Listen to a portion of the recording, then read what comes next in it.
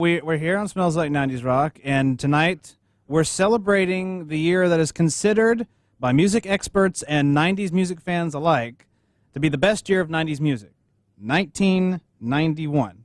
I did the research, and that's what came up. But you were unhappy with the playlist. Well, at the end of the day. that's the thing. It's like, okay, 1991, by all standards, seriously, I went through articles, I read things from music experts and VH1, MTV, all of them, and Are they really experts though? Well, I mean, they were around. They played the music. They played music back then, if you recall. Yeah.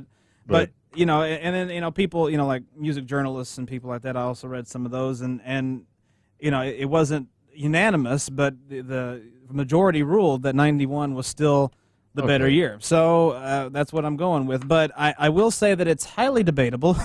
Not all the songs from 91 I would consider to be the best from the 90s, but there are a lot of good songs in the 90s. I will say that for sure. But yeah, it's a bold statement to say any year. Well, to say to any year of any decade was the best year for that decade's music. I think it's just tough. Yeah, you can't. I don't think you can really say that. 1994 had Southern Playlist of Cadillac Music. Thank See, you very much. there was a lot of good stuff in 94. 96 ended up being the second place, the second Really? best. Yeah, That's 96. Strange. It is strange. It started out being 98, and then 96 surpassed it. So it's 91, 96. I guess 98 comes in third place. That's just kind of odd, just because I think I always consider like the mid-90s on. Yeah. That's kind of like when you had the copycat bands, like the people who more or less copied alternative rock. Exactly. And just sort of made it very, very like, accessible. Oh, that's what they did in that year, public. so we'll do it now. And I don't like to down bands. No, really, no, because they've obviously done way more than I ever have. But But I see what you mean. No, it's true. Yeah, it was a different period, I think, in that span. So. But yeah, we're going to do this the best we can and celebrate what's considered to be the best year of 90s music, 1991. And I wish he was here tonight because I owe Henry this. This is why Henry. I just said a candy bar. Henry. I credit Henry from the 80s Rock Off for this because he will occasionally do specific years from the 80s, on his show. Yeah. Like he'll do 80 one night and he'll do 81 a few weeks later or something like that. He's had a tough time with that concept too. He has. And I wanted to do that, but I didn't want to just completely steal his idea. So that's why we did all the research to find what was considered to be the best year. But and that's what led us to this.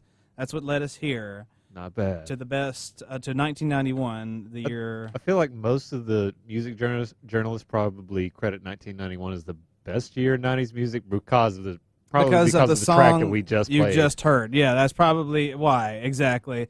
And that's why it was at the top of the show, because if there was any song that any rocker would think of from 91 or any alternative fan, they would automatically go to Nirvana and Smells Like Teen Spirit. So hell, we named our show after the song. So I mean, what are you going to do? Yeah, and I mean it literally it was like the catalyst for the alternative rock movement, being more accessible to the public, I guess. Exactly. More accessible to mainstream audiences. Right. But and I mean apparently it was like fast. It was, yeah. I think I read Kurt Cobain's not autobiography, just biography. Yeah. And I think when they put it out and it started selling really well, and like so well that it sold out and they had to print more copies. Really? And during that time, Kurt Cobain was actually evicted from his apartment. Really? So like when it was selling and doing so well, he was technically homeless and living out of his car. So, wow.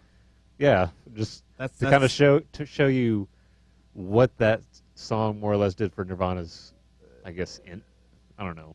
Their infamy. Yeah. Their infamy, or just how much money they were able to get from this. Or just where they came, they came from, juxtaposed with where they went because of that song. Yeah. They were like impoverished in every sense of the word. They were. And then all of a sudden, like, we got Smells Like Teen Spirit. Now we're millionaires. That's all it took. Of. Well, I mean, and they did. They skyrocketed. I mean, did you see the house that Kurt Cobain was found dead in? That was a pretty nice house, actually. That was a nice house. We'll say it like that. I mean, it's true. It was a nice looking house, but yeah, it's not talked about enough how nice his house was. No, and it looked nice on the inside, minus the blood everywhere. Minus the blood. he shouldn't have killed himself in an all-white room. It just didn't work. Oh. It was white in you there. went there, It was Todd. white, and you'll never get those stains out. But whatever. I'm I'm OCD. I'm about that kind of stuff. So that's why I didn't investigate the suicide when it happened. And I was also 6 at the time, and didn't live in Washington. So I think I was 4. So yeah, you were. Or I guess I was 5 then. 5, not 6. Yeah, it was 94. But yeah, so that's what's led us to to what's considered to be the best year of 90s music, 1991. Yeah. So